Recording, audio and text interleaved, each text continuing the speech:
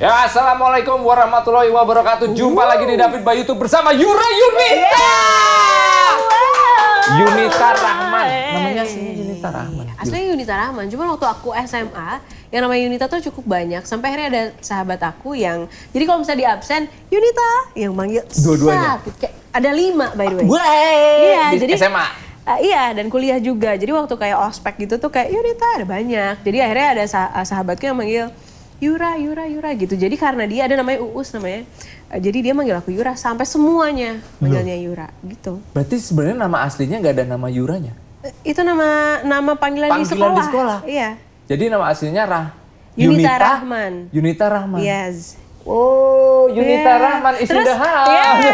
Terus waktu itu kayak zaman-zamannya baru pertama kali keluar Twitter. Nah, terus sahabatku ada Jarot bikinin account Twitter buat aku. Nah, dia bikin namanya @YuraYunita. Jadi semenjak itu jadi Yura Yunita lah di sosial media. Wah, ternyata nama aslinya Yunita Rahman. Dan Yuri Yunita lebih populer sekarang, orang juga gue taunya Yura Yunita. Ini first impression gue ya. Biasanya kalau ada yang tamu yang datang, first impression gue terhadap Yura Yunita, gue sih nih Yur, pertama ketemu lo, pas gue nge-host berpacu dalam melodi. Oh, bener banget. Sekitar 5 tahunan yang lalu lah. 5 tahun lalu ya. Wah, tiba-tiba ada cewek, kok nyanyiin lagu, kok kenal ya? Gue denger, kok keren nih suaranya, kok lebih keren ya? Gitu. Wih, dikenalin, saya Yura Yunita waktu itu. Nyanyiin lagu televisi, men. Wih, lebih keren dari aslinya. Bapak itu yang Yura punya Yunita. lagu, makasih ya Pak ya. Ya, Emil yang nyetel lagu. Nih, dinyanyiin Yura lebih keren, Emil.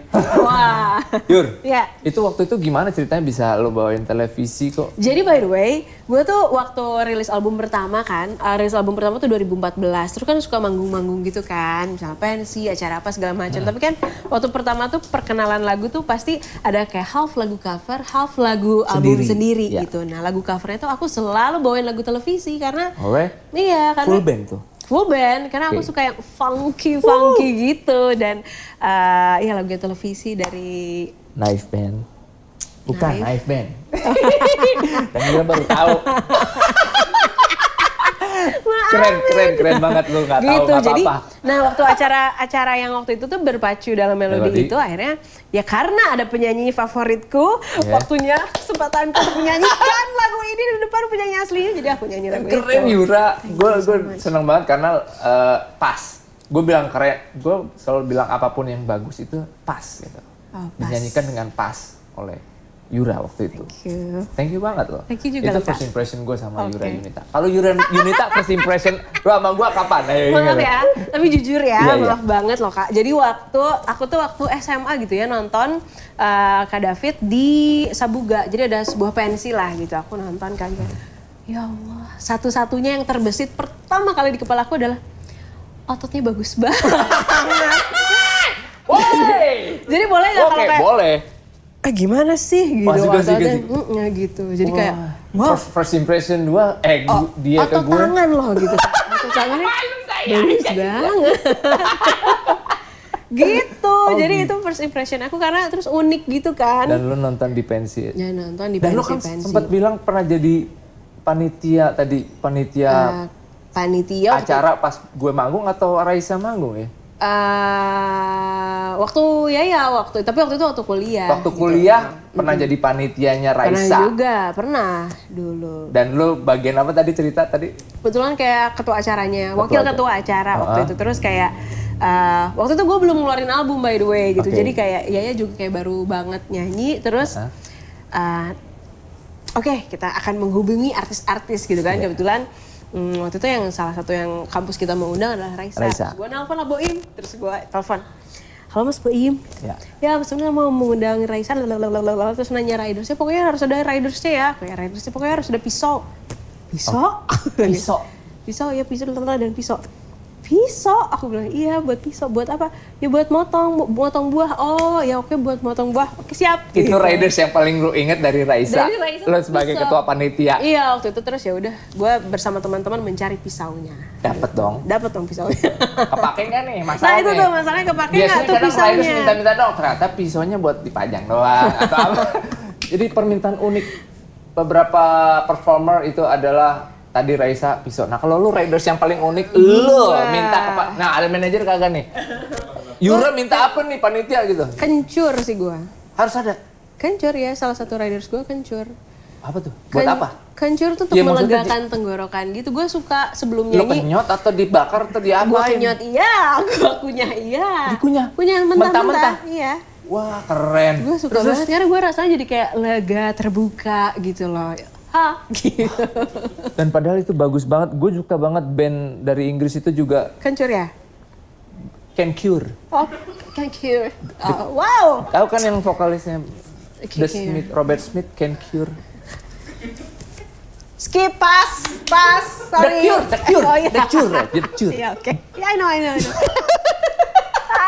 Enggak, tapi itu serius sih kencur itu masih sampai sekarang. Masih. Cuman kadang-kadang panitia suka kesulitan untuk mencarinya karena emang kan seringnya di pasar gitu di kayak supermarket modern. Kenapa sih nggak lu bawa sendiri harus di panggung? Sulit ya. Ya malas juga ya dari rumah. Tapi it works a lot kalau lo untuk sebelum manggung melegakan. Tenggorokan dan pernafasan. Gitu. Wow. Terus aku juga punya satu fun fact pertama kali ketemu Mas David. Jadi kan itu aku diajakin ini kan, kuis itu kan. Berpacu dalam melodi. Nah, terus alhamdulillahnya teman-teman, pesertanya itu adalah aku dan waktu itu sama Isyan sama siapa lagi. Jadi peserta juga ya? Yang waktu berpacu dalam melodi kan aku jadi peserta gitu kan. Oh sempat ya, oke. Nah, jadi peserta aku sama Isyana sama siapa lagi, Randy Pandugo apa siapa gitu, sama Firza kalau nggak salah.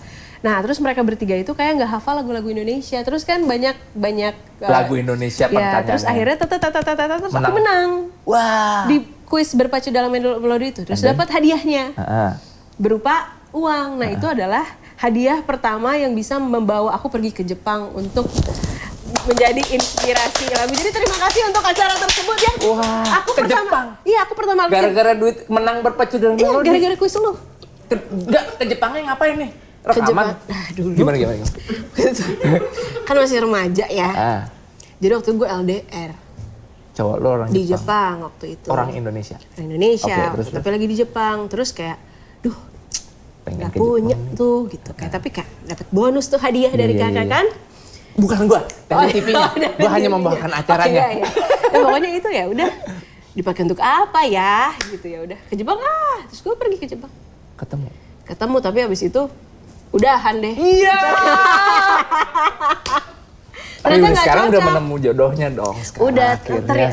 Ini belum setahun nih Yura menjadi istri. Tapi lo setuju nggak kalau misalnya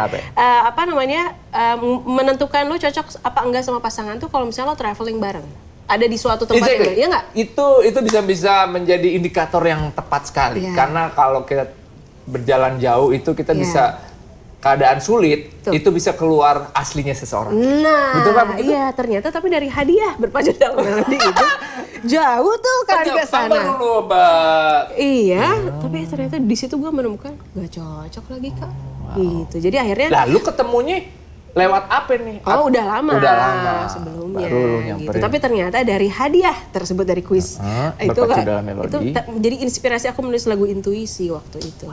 Intuisi kan ku hampiri engkau meski kau jauh tuh Kak kesana. Sendiri ku tempuh hanya untuk bertemu denganmu. Tapi namun hatimu telah runtuh dan buatku terjatuh. Udah tuh Kak. Jadi makasih banyak ya. Lagu itu tercipta karena hadiah dari berpacu dalam melodi. Wow. Thank you ya. Yes, semua hal itu kan emang interconnected ya, Yur ya. Jadi everything happens for a reason ya ternyata. Itu, wow. Apa yang jadi intuisi? Berarti kan itu intuisi lu berkata ya? Iya, mungkin dulu intuisinya harusnya kayak gue harusnya sama dia gitu. Tapi ternyata enggak lagi gitu. Ya? Ternyata enggak salah ya intuisi gue gitu. Intuisi itu apa sih menurut lo? Feeling kayak kata ya kayak tapi feeling remaja ya Kak kadang-kadang makanya kan. Lu kan harus bisa bedain nih jadinya kan ya. Iya. Ini rasa yang sebenarnya. Apakah yang sebenarnya? Atau hanya keinginan yang ternyata bukan kebutuhan lo gitu. Gitu kan. Mungkin aku harus belajar banyak dari. Enggak lah, gue malah harus belajar juga dari lo, sudut pandang lo gitu. Tapi keren banget Yura, it's story very keren. Tadi kita gali cerita tadi kan intuisi. Yes. Ini yang album terbaru Yura. Yeah. album ketiga terbaru Yura judulnya adalah Tutur Batin. Tutur Batin. Gue what is it? Oh. Tell us about Tutur Batin. Ntar dulu ya Yur. As a word itself very strong. And to me it's apa ya, buat gue sih Tutur Batin tuh crucial. Iya sih. Important for me. Sakral gitu. Yeah. What about that? What about you about Tutur Batin? Just let us know. Tutur Batin tuh judul album ketigaku. Jadi ini tuh sebenarnya kayak perjalanan aku sebagai perempuan, sebagai manusia. Yang dimana gini Kak, ternyata aku tuh menemukan fakta yang aku baru tahu belakangan ini kalau bahwa ternyata aku tuh kekurangannya adalah gak bisa mengekspresikan rasa marah aku. Gak bisa, dulu aku tuh gak bisa mengutarakan kalau misalnya aku kesal atau aku marah. Aku tuh punya kesulitan bahwa aku sampai terapi untuk gimana sih caranya mengungkapkan perasaan rasa sakit dan rasa marah. Jadi biasanya kalau misalnya ada orang yang menyakiti atau bertindak tidak adil sama aku tuh kayak it's okay, udah nggak apa-apa, it's okay. Are you okay? I'm okay gitu. Dan di mulut kayak otomatis ya udah sok maafin gitu. Dan ternyata itu tuh terjadi dari kecil gitu. Aku selalu ada di lingkungan yang terasa baik-baik aja gitu. Nah, sampai akhirnya Kak, aku tuh sebenarnya sebagai perempuan punya insecurity, yaitu adalah aku insecure sama jerawat gitu. Jadi aku tuh struggling with my hormonal imbalance problem, kayak over the years aku struggling dengan ini.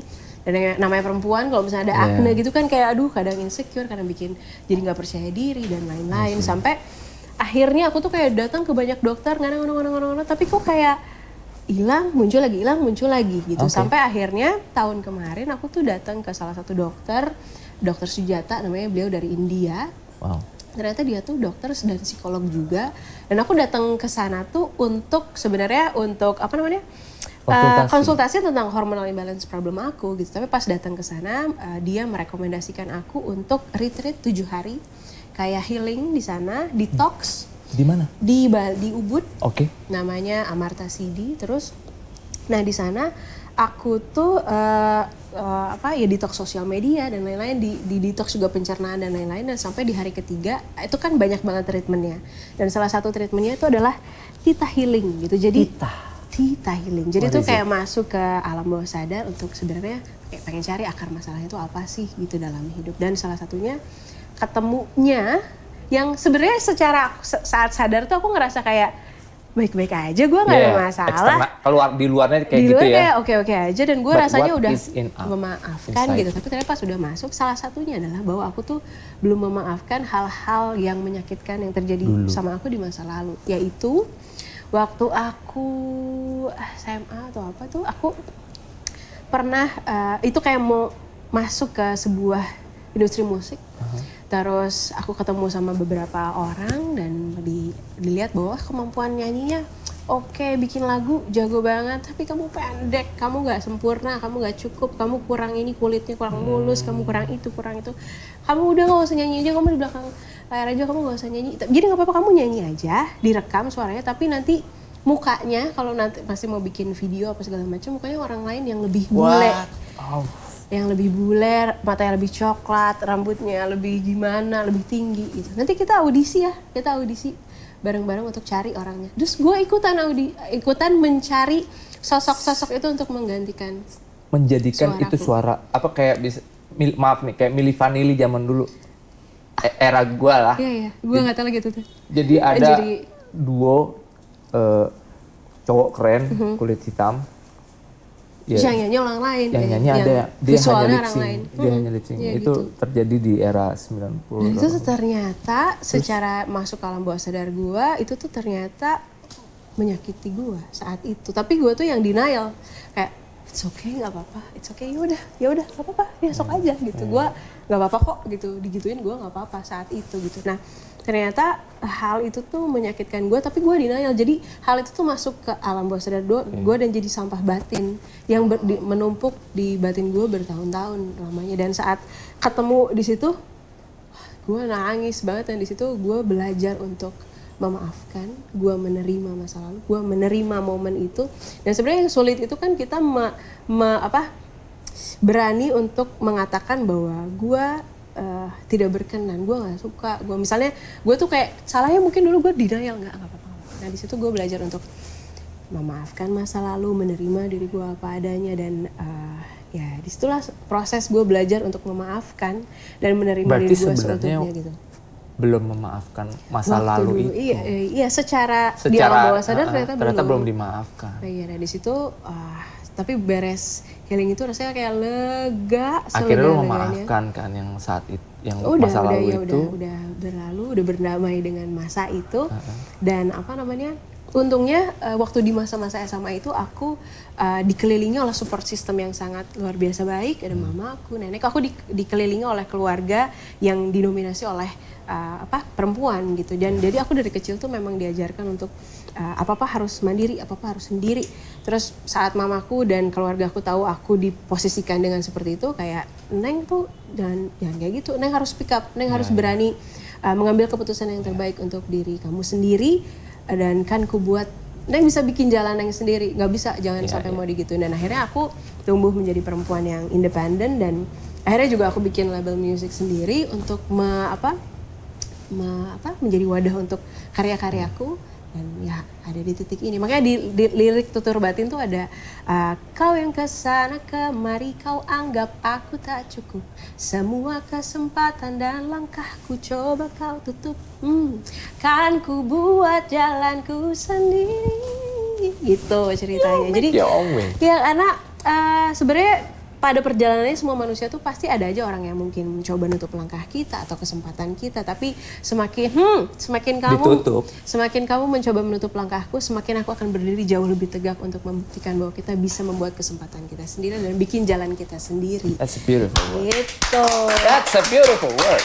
Dan jadi beres dari sesi healing di lokasi tersebut, jadi terinspirasi aku untuk bikin lagu Tutur Batin. Berarti pulang dari Bali itu. Iya, dan lagu Tutur Batin ini. Iya, terus sampai akhirnya jadi ada fakta, mohon maaf untuk semua fotografer yang udah fotoin aku untuk artwork album. Jadi sebenarnya ya Bun, kita tuh udah foto artwork aku udah yang fashion, rambut, makeup, dengan lighting segala macam tuh udah ada banyak banget fotonya untuk calon-calon untuk artwork cover album. Tapi pas saat aku proses healing itu, justru aku bisa berdamai dengan diri aku sendiri yang dulu mungkin aku insecure banget sama yang namanya jerawat. Dulu aku malu, nggak mau ketemu orang kalau misalnya, aduh lagi jerawatnya perempuan pasti, bahkan laki-laki juga ada yang kayak gitu. Tapi rasanya, mau sampai kapan kamu mencari kesempurnaan itu?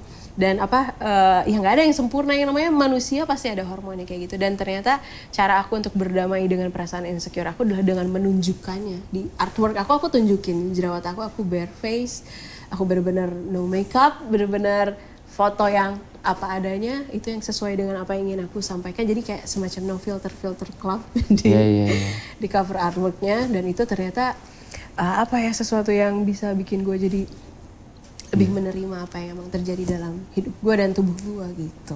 Wow, that's beautiful. Gitu ceritanya. And you look beautiful now. Thank you so much. Really, thank you so much. Dan gue lihat cover art lo yang baru juga, ya be who you are yang sebenarnya gue gitu kan, yang di cover yang lo tadi cerita itu, yang tanpa make up, tanpa apa, tapi ya supposed to be yang sekarang pengen Yura kasih tahu ke teman-teman, atau kita tuh semua orang juga harus memberitahu the real me.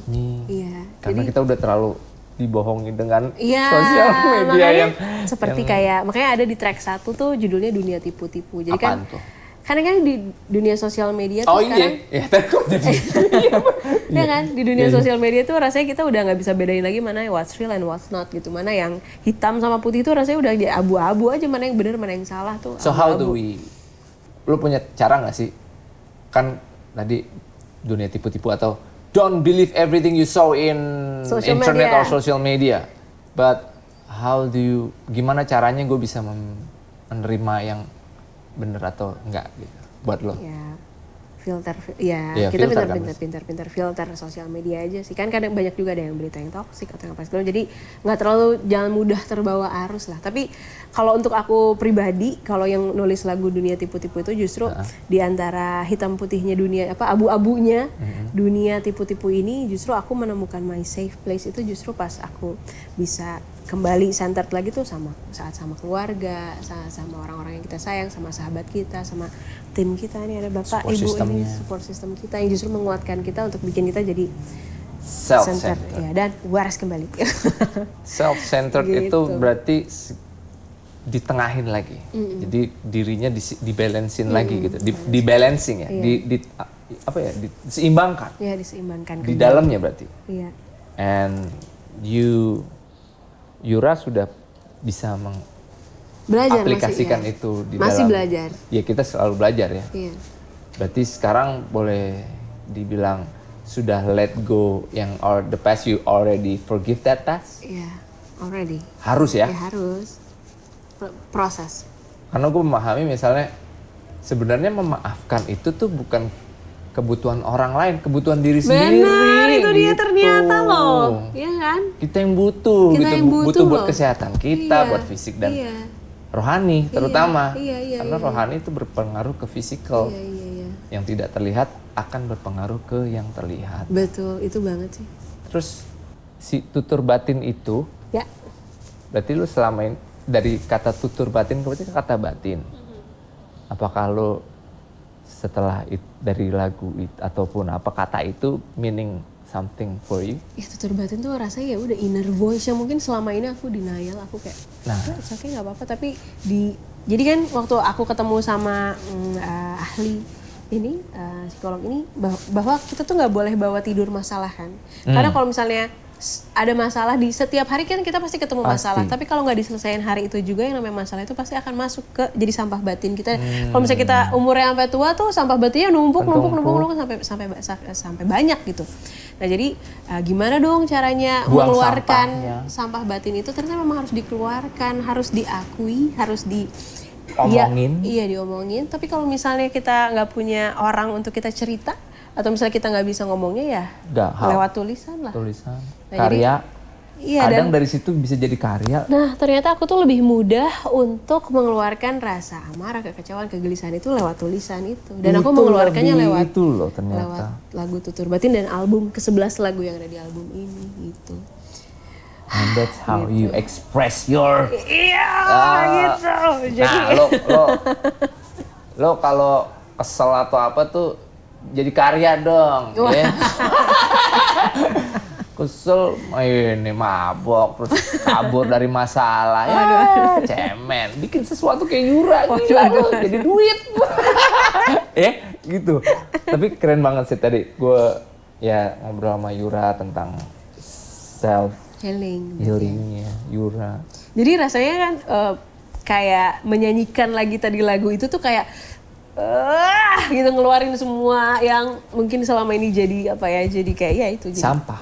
Ternyata pas udah dinyanyiin, dan dulu gue ngerasa kayak apa gue sendirian yang ngerasain ini. Ternyata saat gue udah merilis ini, mengeluarkan lewat karya yang udah bisa didengerin teman-teman dan feedbacknya di komen YouTube, dari sosial media, ternyata gue nggak sendirian. Ternyata banyak juga yang banyak sekali.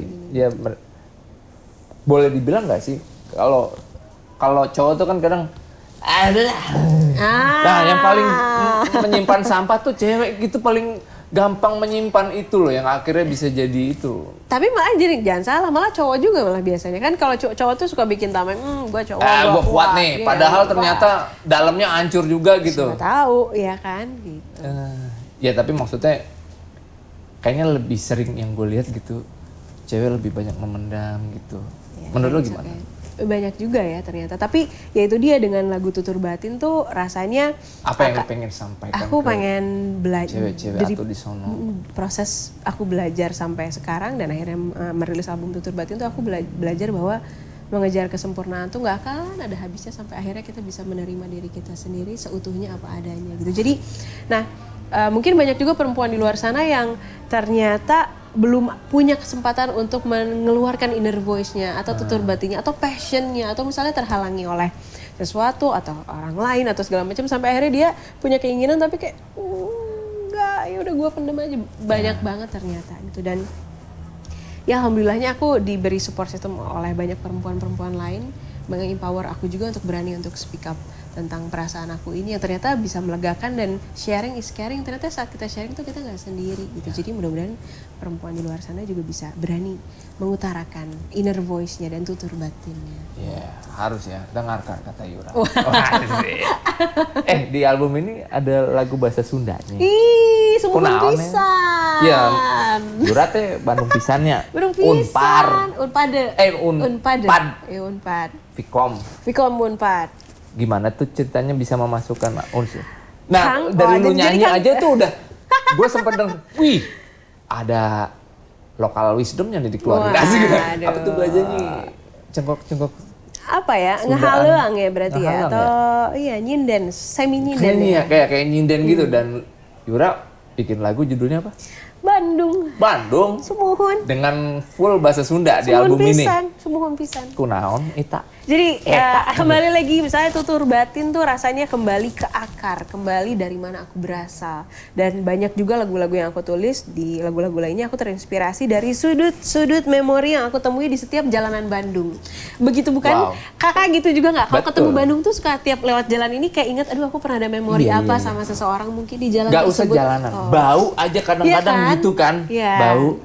Nah, jadi sebenarnya pesan di lagu Bandung ini, karena aku melihat fenomena sekarang kayak banyak juga anak muda yang punya impian, wah sejauh mana semua, sampai kemana-kemana mungkin gitu, tinggi mimpinya. Tapi pesan di lagu ini adalah sejauh mana kamu melangkah, dimanapun kamu berada, jangan pernah lupa sama akar dari mana kamu berasal. Marilah kita kembali ke akar. Dan kalau misalnya aku kebetulan akarku tuh lahirnya memang di Bandung. Gitu.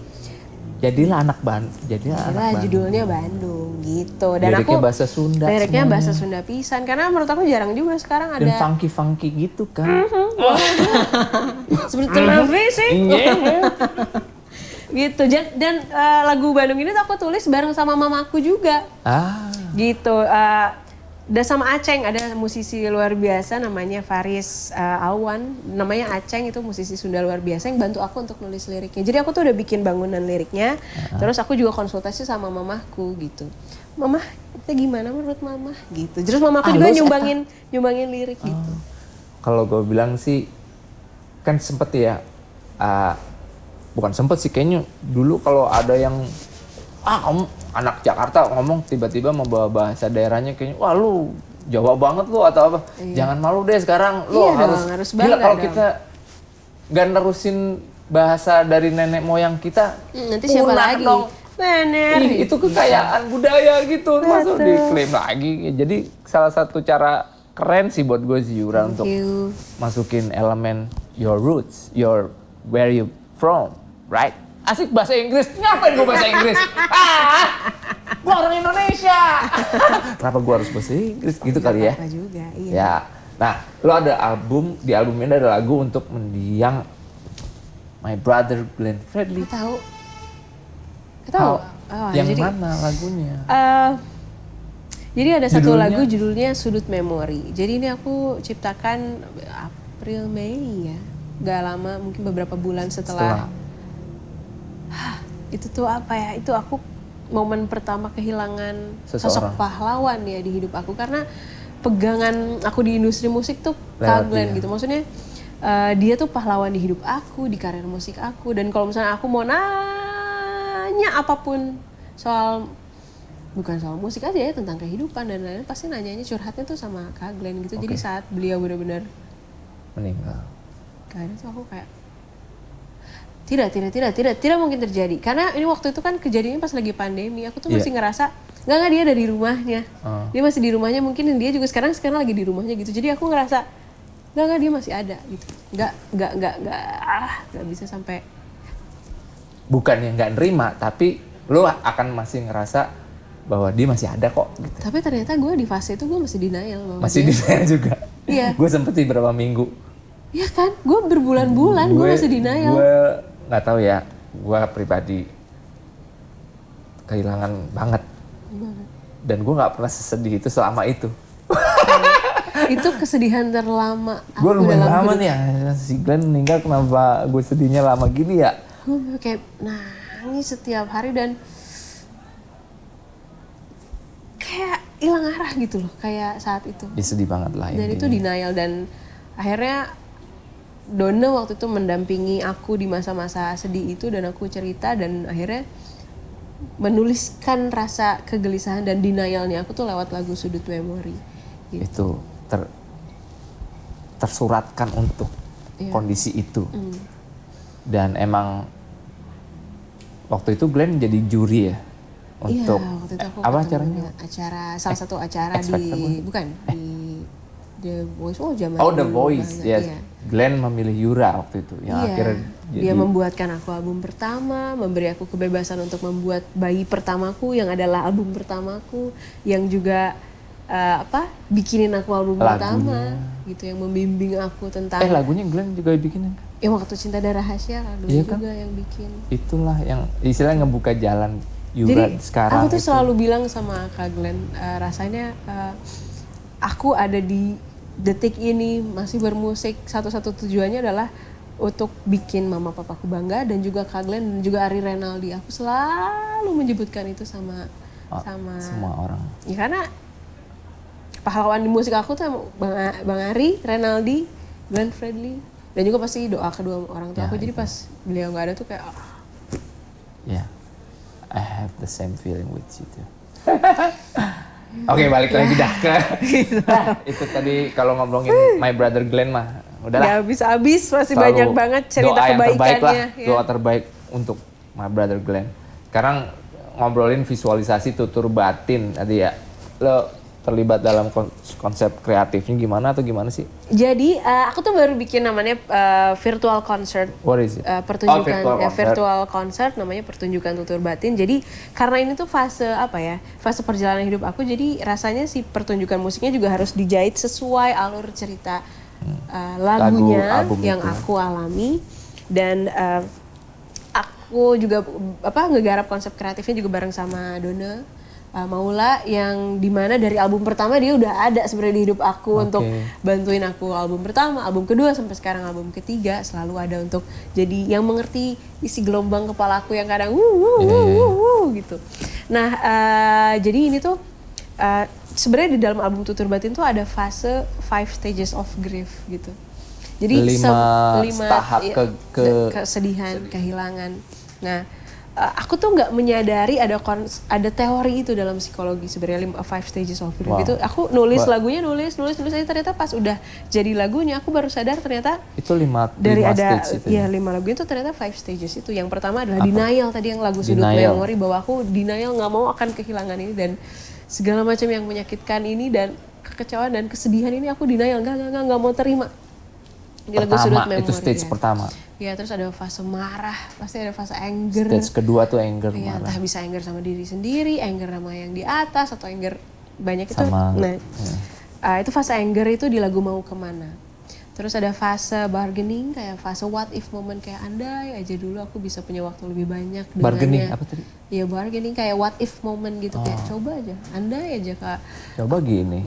Mungkin rasanya nggak akan kayak gini gitu. Nah itu ada di lagu Andai Saja di album ini. Terus juga ada fase depression, waktu aku lagi di titik-titik ya Allah aku mesti cari ketenangan kemana, aku kayak lagi ada masalah. Biasanya aku cerita gitu ya aku bisa berarti ada. Berarti itu lumayan di dark moment tuh. Iya dark moment banget. Yang mencari ketenangan, ternyata mau cari-cari ketenangan tuh kadang kita nyari kemana, ternyata yang bisa berhasil bikin kita tenang lagi tuh adalah saat kita mengutarakan semua tutur batin kita tuh sama yang di atas, itu berdoa ya dikeluarin semuanya, ternyata jawabannya tuh ada di sini. Kita ngobrol sama yang di atas tuh ngobrol itu ke sini gitu, karena dia tuh ada di sini gitu. Dan ternyata dari situ kita dapat titik pencerahan untuk proses menerima diri kita sendiri, yang ternyata fase acceptance, yang fase yang kelima adalah di lagu Tutur Batin. Gue udah menerima. Wow. Gitu. Oh 5 stage itu. Yeah. Oh thank you for the information. I make the same like that too. Oh ya. Beneran. Tapi semua orang. Gue barusan. Kok ada semua ya?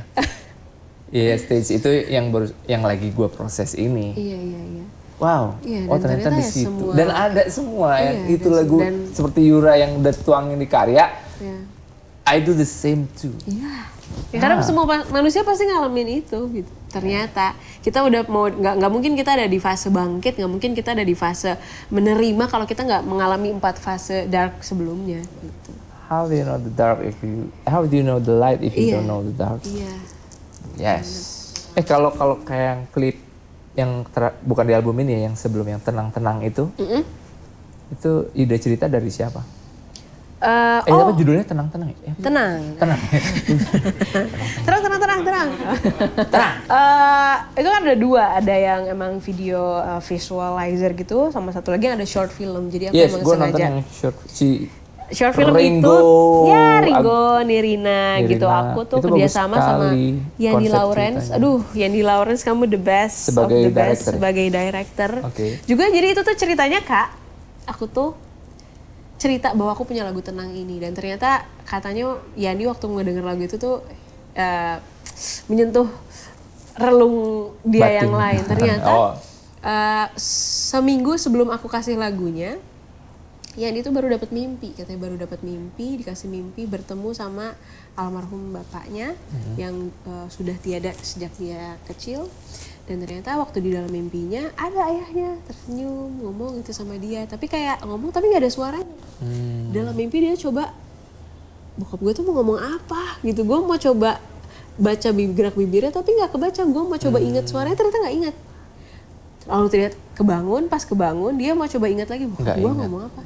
Ternyata kita tuh mungkin sebagai manusia tuh bisa mengingat harum, wangi atau memori visual, tapi ternyata nggak bisa loh nginget suara orang. Kalau kita nggak punya rekaman suaranya. Oh iya? Ya itu, jadi itu ceritanya. Jadi waktu aku mau bikin short film ini, pokoknya ya ini aku tuh kebayangnya tokoh utamanya laki-laki. Karena aku rasa kalau laki-laki udah nangis, kalau udah gitu tuh berarti emang udah part sedih-sedihnya. Karena biasanya kalau perempuan kan bisa open gampang untuk cerita. Ya. Tapi kalau laki-laki kan biasanya punya benteng yang kuat untuk gue terlihat gengsi kuat. Gengsi untuk nangis lah bahasanya gitu. Dan di film itu, di short movie itu kan Ringo seperti nyari video. Iya, mau cari apa sih? Orang tuanya dulu gitu. Apa sih yang dia suaranya ya gitu. Seperti apa? Gitu. Bagus filmnya. Tapi gue tuh pengen nanya, gue sempat riset ke beberapa temen cowok. Nah, tapi aku pengen nanya juga sama Kak David. Kalau misalnya anak cowok sama bapaknya tuh suka ini gak sih? Suka punya benteng gitu? Dalam arti kayak gak bisa seterbuka itu gitu. Iya. Iya gak sih? Iya. Ngobrol. Tapi gue ngeliat, gue ininya ke anak gue aja ya, gitu. Misalnya, yang cewek tuh kok bisa lebih kayak temen sama emaknya gitu ya. Kalau gue sama yang cowok sih ngobrol, tapi ya tetap ada kayak, ya nggak seperti yang cewek ke emaknya gitu. Iya. Gue tuh punya fenomena, gue punya menurut kakak. Menurut lu gimana? Nah, gue tuh punya kakak cowok, gue tuh punya bokap cowok nyong ya. Nah, mereka tuh kalau ada di satu ruangan gak ngobrol. Maksudnya kayak awkward aja gitu. Yes. Bisa cair obrolan tuh, entah kalau ada gue di situ atau ada nyokap gue di situ. Tapi kalau berdua tuh kayak ya. Oh enggak sih, gue sama anak gue enggak sih untungnya. Mungkin sama bokap gue ya. Kayak punya benteng masing-masing gitu loh. Iya, kayak bahasanya mungkin gampangnya awkward tuh terjadi karena kita mau ngomong apa ya? Kita apa yang nyambungin obrolan kita lebih asik ya gitu. Iya. Mungkin ke orang tua gue ya gue ada. Tapi untuk kayak cowok sih, meskipun gue kayak cowok sama cowok, tapi obrolannya masih seputar yang gue nyambung nih sama dia nih. Secara musik, secara film, secara yang lagi ngehe-ngehean sekarang, lebih kayak sama temen, kayak sama anak gue yang cowok, sama yang cewek juga sih gitu. Ya gue pun nggak mau memperlakukan itu seperti yang terjadi gue sama bokap gue mungkin gitu. Gue harusnya lebih asik nih sama anak gue nih, jangan kayak gue awkward-awkwardan sama bokap gue. Meskipun bokap gue juga tetap seperti layaknya bokap lah gitu, tapi komunikasi itu tuh agak lumayan gap gitu. Mungkin ada generation age maybe. Itu juga salah satu faktor juga maybe, tapi yang harus kita ini sih emang lo harus open dan dengerin mereka. Iya sih. Gitu sih. Kalau gue sih kayak gue pengen denger dong dari lo serunya apa nih kayak gini dari sudut pandang lo gitu. Mungkin kalau dari bokap gue dulu nggak mau masuk ke ranah ke situ gitu. Kalau gue, gue mau masuk nih, pengen. Kadang masih sering DM-an video-video goblok-goblokan sama yang cowok gitu sih. Yang ngirimin yang dia kan demen kucing juga, gue demen kucing. Kalau enggak yang ngehe yang cringe gitu. Jadi bercandanya sama, musiknya seleranya sama. Nah, gitu ya. Itu buat gue udah lumayan keuntungan buat gue lah dibanding gue sama bokap gue gitu, almarhum ya. Bukan berarti hubungan gue sama bokap gue jelek, tapi gue pengen lebih keren nih hubungan gue sama anak gue yang cowok sama yang cewek juga lah gitu. Biasanya kan kalau cewek sama cewek tuh bisa, ya mas, anak cewek sama cowok juga ya, papa sayang gitu, kayak mengungkapkan rasa sayang tuh bisa lewat kata-kata gitu. Tapi kalau cowok sama cowok kan, paling cuman gitu doang. Iya. Gitu. Udah cuman gitu, tapi nggak. Atau kalau cowok sama cowok tuh emang ungkapan sayangnya tuh dengan yang anjing-anjing gitu ya. Bahasanya apa ya, kok anjing-anjing. Kalau lu bisa ngomong yang lu tai lah banget, tapi nggak, itu udah sayang kan. Gitu. Iya, ya itu keunikan ya, kesayangannya cowok, bentuk love-nya tuh beda gitu, ekspresi love-nya ya ke cewek. Begitu pula ekspresi kerinduannya, ya nggak sih? Iya. Lo kalau misalnya rindu dengan misalnya bokap lo atau anak cowok lo kangen sama lo, atau lo kan gimana tuh? Lo bilang kangennya gimana? Gue sih lebih ekspresifnya dalam arti tuh nggak yang gue kan bukan orang yang gue sayang kamu, enggak, gue akan awkward untuk ngomong gitu. Gue lebih peluk aja dah. Tapi nggak ngomong kan, dia cuma kayak udah gitu. Lebih kayak gitu aja, lebih perbuatan daripada kata-kata kalau gue. Ya itu inspirasi yang short film Tenang itu juga dari itu, hubungan antara anak laki-laki dan bapaknya. Itu ya, yang terjadi ke-awkwardan itu yang sering terjadinya gitu ya. Kelihatannya awkward padahal sayang banget, padahal iya, tapi nggak bisa gitu. Ya rata-rata gue nggak ngungkapin nih, karena male tidak ekspresif gitu.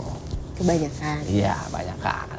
Nah, 20 Oktober ini Yura terpilih menjadi perempuan Indonesia yang muncul di Videotron New York Times Square untuk kampanye equal dari Spotify. Nyampe di New York juga Mpok Yura. Iya bang. Udah kayak Erigo nih. Gimana itu gitu, ceritanya? jadi mungkin itu ya, aku dari album kedua juga sudah menyuarakan tentang campaign women empowerment, tentang bagaimana perempuan juga harus bisa mensupport perempuan lain, untuk bahwa perempuan itu harus bisa ngambil keputusan sendiri yang terbaik untuk dirinya sendiri. Dan ternyata itu terdengar juga oleh tim di sana.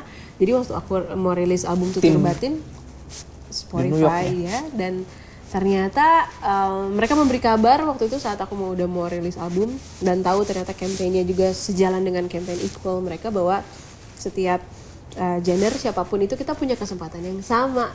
Kita bisa menyuarakan suara kita. Jadi suara perempuan kadang-kadang kadang tidak didengar gitu kan. Jadi dengan album ini juga suara perempuan bisa lebih didengar, dan masuk kita punya mereka gitu ya, bahwa mau perempuan mau laki-laki apapun itu gendernya, kita punya kesempatan yang sama. Jadi akhirnya ternyata terpilih untuk ditayangkan di sana. Biasanya kan bayar untuk bisa di sana. Alhamdulillah enggak ya, ini kan mereka dia. Kalau nggak tahu tuh kalau bayar gimana ya caranya, mahal banget kali. Tapi aku terima kasih juga untuk tim Spotify sudah memilih aku. Biasanya yang taruh situ Spider-Man atau Yura Yunita loh, gila. Yur, gue pengen dengerin lu nyanyi, Yur. Ayo dong. Ya, kita dengerin Yura nyanyi.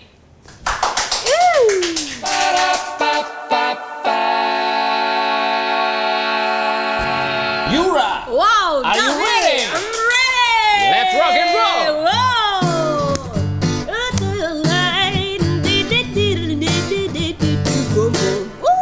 Sing it, Yura. Aku ingin membeli TV 72 inci, hey, untuk bisa aku nikmati bersama seorang family, menyenangkan punya televisi, lihat dunia yang berwarna-warni, asal jangan caranya besi, cuma bikin apa? Keki.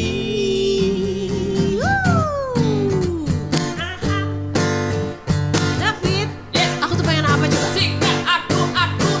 Aku ingin muncul di TV, buat acara sendiri seperti ini hari ini. Bukan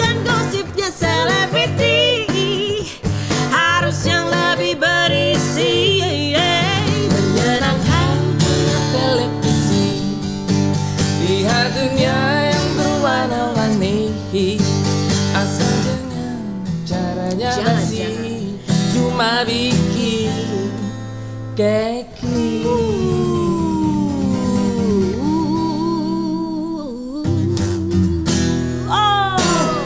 Di televisi banyak orang-orang so asik. Orang-orang seperti apa itu? Seperti apa? Seperti apa Kak? Seperti ini nih. Ini. Artis, menteri, dan politisi berlomba-lomba cari sensasi.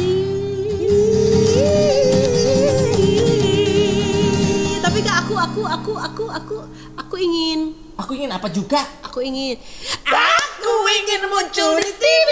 Oh, buat acara sendiri. Ya, acara-acara seperti ini lah. Bukan gosipnya selebriti. Bukan, no. Harus yang lebih berisi.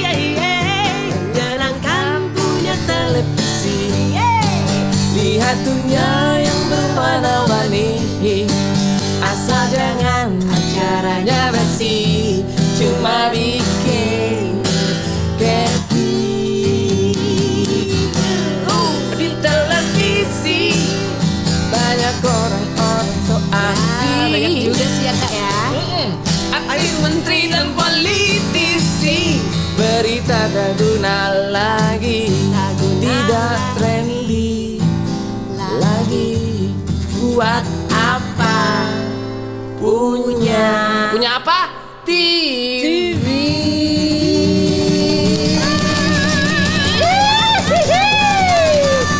Buat apa punya TV? Kalau nggak ada pulsanya.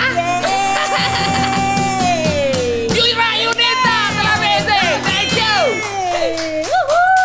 Dor.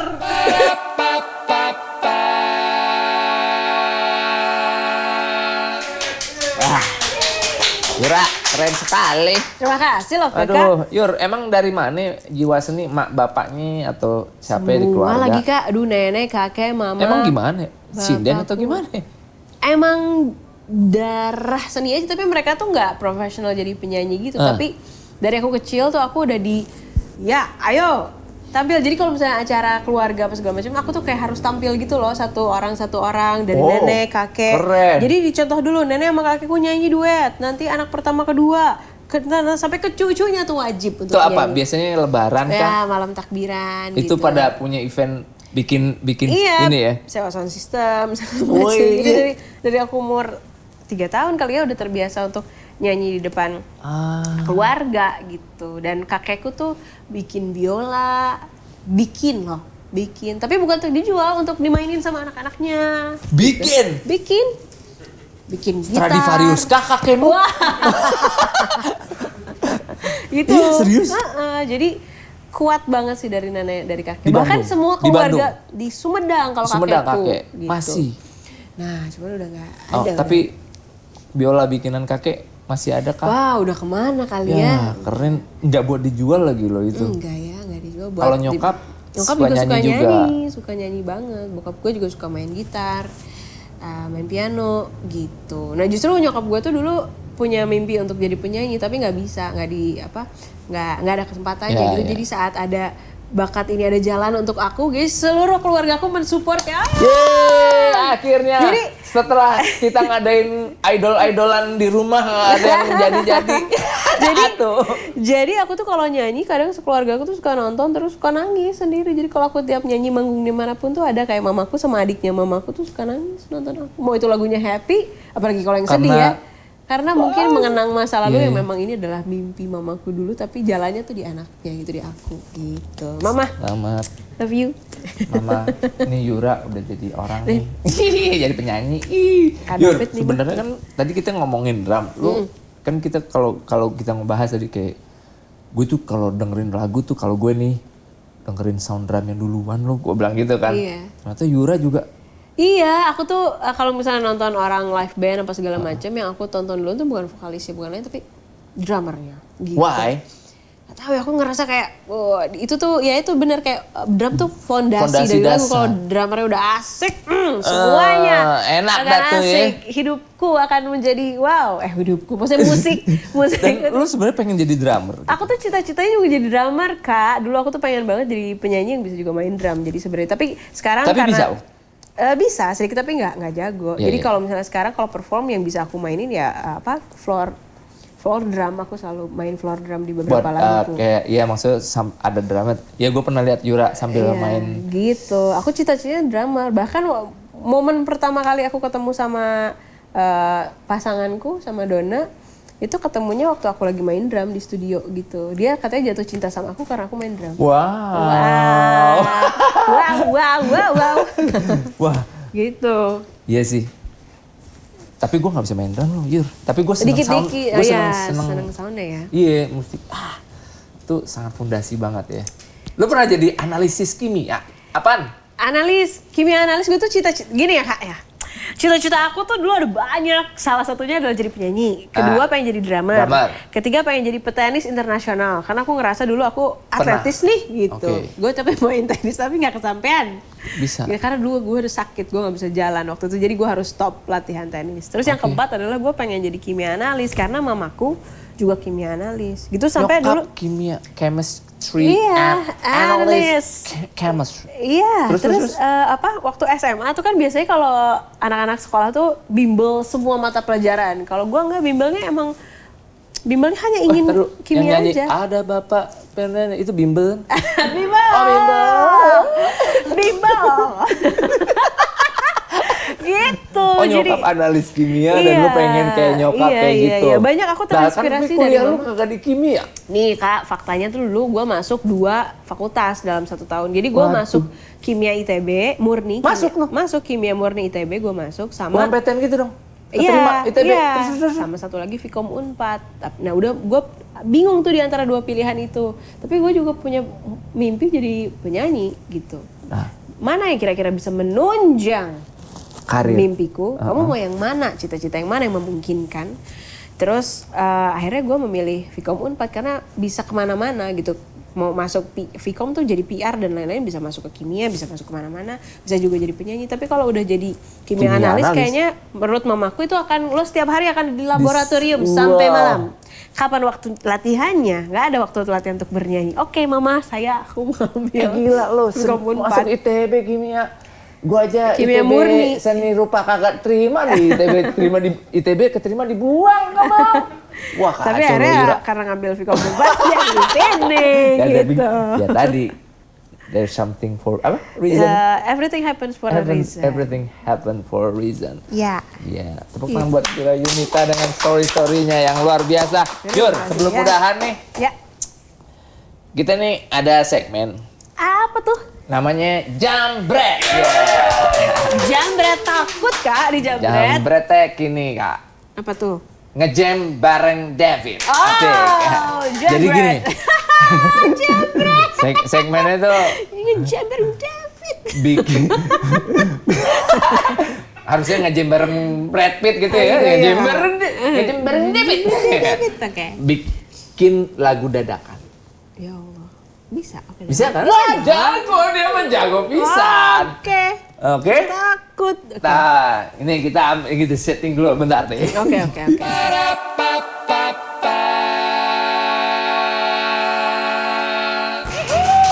Jambret, ngejam bareng Brad Pitt. Iya, Brad Pittnya. Dan Angelina Jolie. By the way, aku tuh SMA dipanggilnya Juju Jolie. Kenapa itu? Karena katanya aku kayak Angelina Jolie. Wow. Juju Jolie. Juju Jolie tadi dianya. Yun, kita bikin lagu dadakan kayak tahu bulat. Wow, oke. Tapi temanya juga kita nggak tahu nih. Nggak tahu. Kita sweet aja. Oke. Dor. Aduh, Yura duluan. Silakan yang ada di kepala Yura sekarang kata apa? Kata apa yang ada di kepala Yura? Maling. Kalau saya yang ada di kepala saya setelah maling biasanya jemuran. Terus aku lagi? Udah. Oh, udah. Bikinlah lagu tentang maling jemuran. Nah, ayo. Terus gua nggak nyebut maling dong gitu. Gua kira lo yang bikin. Bikin bareng kita. Oh, bikin bareng. Oke. Nyanyi bareng, tapi enaknya apa ya? Nadanya minor atau Kayak minor kali ya. sedih ya, sedih. Takut.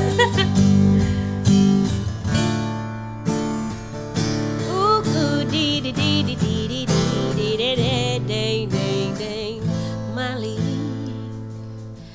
oh Mali, kau maling waktuku.